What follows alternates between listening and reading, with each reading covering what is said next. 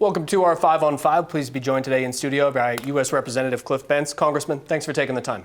Great to be here, Craig. So tensions are still high in Eastern Europe today as Russian President Vladimir Putin recognized two breakaway regions in eastern Ukraine. The U.S. and European Union both swiftly announcing sanctions. How closely are you following this, and how concerned are you?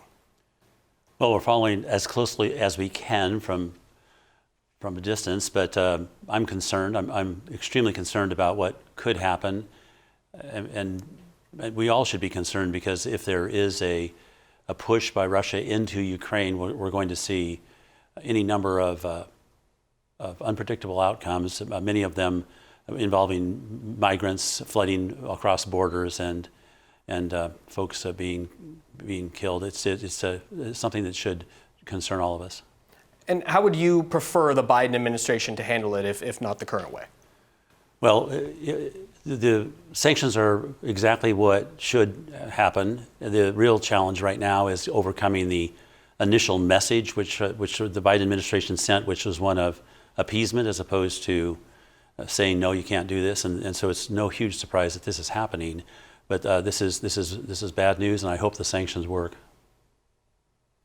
I understand you attended a big dinner event this weekend with fellow Republicans locally. What were your takeaways from that event? Well, there's great enthusiasm because it appears that the polls and everything else suggest that the folks are very, very tired of what's been happening in Oregon, and they want change. And they don't like what they're seeing at all kinds of levels, and they want change both at the state level and at the federal level. So, of course, that means we Republicans are optimistic about our chances of taking back Congress and also perhaps governorship here in Oregon, and I would hope at least one and perhaps both houses in Salem, but we'll see. The House passed a bill this month, largely along party lines, that Democrats say will increase U.S. semiconductor manufacturing and boost American competitiveness with China. You voted against it, calling it a, quote, spending blowout. Is it simply a matter of cost, or do you have other reservations about the Competes Act? Right, the so-called Competes Act. So the act, unfortunately, was originally going to be $52 billion, focused primarily on increasing our ability to compete in the computer chip arena. As you know, Intel is part of that, the company Intel, and the one that just decided not to invest $20 billion in Portland because of all the obvious problems Portland's got, and instead went to Ohio. But the Competes Act contained about $350 billion, and much of that additional spending was unnecessary and would have added to our inflationary circumstance. So, of course, I opposed it. I do support doing something in the chip space, but not $350 billion of unfortunately misdirected spending. All right, we're going to take a quick commercial break. Much more with Congressman in a moment. Stay with us.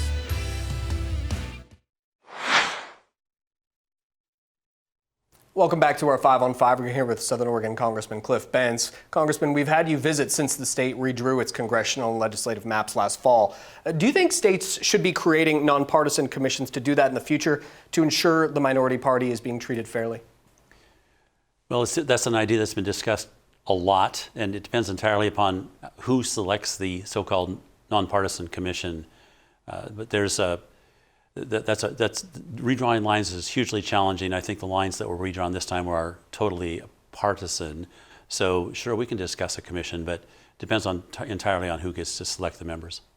Sure, and I understand that would be complicated, and it does vary state to state with which party is in power. And yeah. So as you say, it would depend. I understand. Yeah. So I believe we've spoken before about your opposition to Senator Wyden's River Democracy Act. You and the senator disagree about the level of local input that was involved in the bill. You took a trip today with the Portland-based American Forest Resource Council to take a look at some of the potentially affected areas toward the Applegate. What were your impressions? Well, I was astounded. I had not been at the Applegate before, so I was astounded at the sheer amount of wood and fuel that exists in just that direction that surrounds your beautiful valley here. It's no wonder that oftentimes during the summers your valley's filled with smoke because you have so much fuel surrounding your basin here.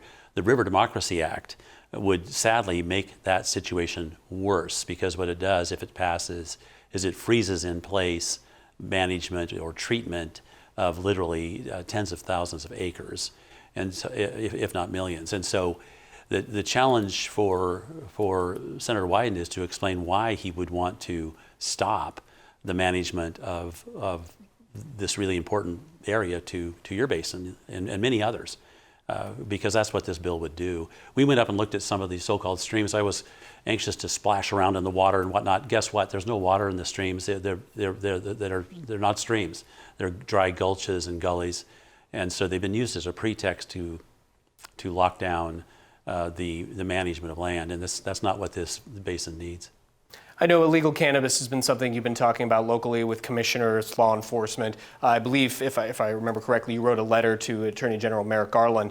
Do you have any update as far as a federal involvement locally in illegal cannabis? No, sadly, I don't. Although we've been reaching out to the Attorney General's office frequently, asking for a response to not only my question of him on the Judiciary Committee a couple of months ago, but also our letter where we said, hey, we need help based upon what the sheriffs have told us. And sadly, we've heard nothing. We're in the process of redrafting another letter to follow up the first, and again, pointing out the challenges the really difficult challenges that are being faced here. So we hope to hear back from him. Congressman, thank you so much for taking the time and joining us today. My pleasure. Thank you. Stay with us. We'll be right back.